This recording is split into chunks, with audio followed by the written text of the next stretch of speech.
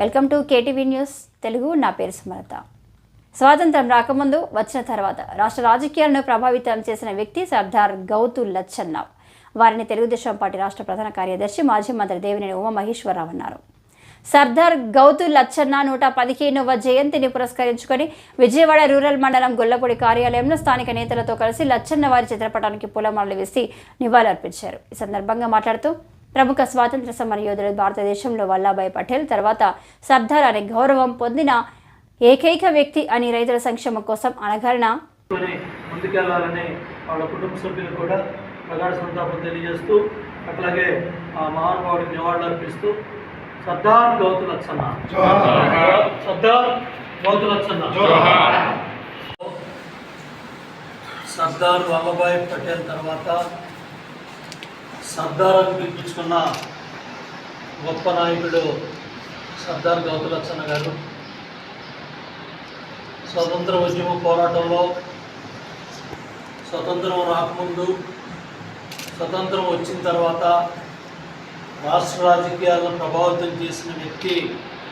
బడుగు బలహీన వర్గాలు, పేద వర్గాలు ఎప్పుడో శ్రీకాకుళం జిల్లా నుంచి మద్రాసు దాకా పాదయాత్ర చేసి రైతాంగానికి గిట్టుబాటు ధరలు రావాలి, పేద వర్గాలు, బలహీన వర్గాలు, అన్ని వర్గాలకు సంబంధించిన సమస్యల మీద పోరాటం చేసిన మహాయోధుడు సర్దార్ గౌతు లచ్చన్న గారు. శాసనసభ్యుడిగా, పార్లమెంట్ సభ్యుడిగా, అదేవిధంగా ప్రతిపక్ష నాయకుడిగా, అంటే అధికార ప్రతిపక్ష నాయకుడిగా, రాష్ట్రంలో మంత్రివర్గంలో ప్రకాశం పంతులు గారి మంత్రివర్గంలో, గజవాడ గోపాల్ రెడ్డి గారి మంత్రివర్గంలో ఆయన పనిచేశారు. అదేవిధంగా మరి ఆచార్య రంగా గారి ప్రథమ శిష్యుడిగా మరి ఆయన ఈ ప్రాంతంలో ఆయన ఎన్నికల్లో ఆ ప్రాంతానికి శ్రీకాకుళానికి తీసుకెళ్ళి అక్కడ ఆయన ఎంపీగా గెలిపించడంలో ఆయన పాత్ర మధురాంది.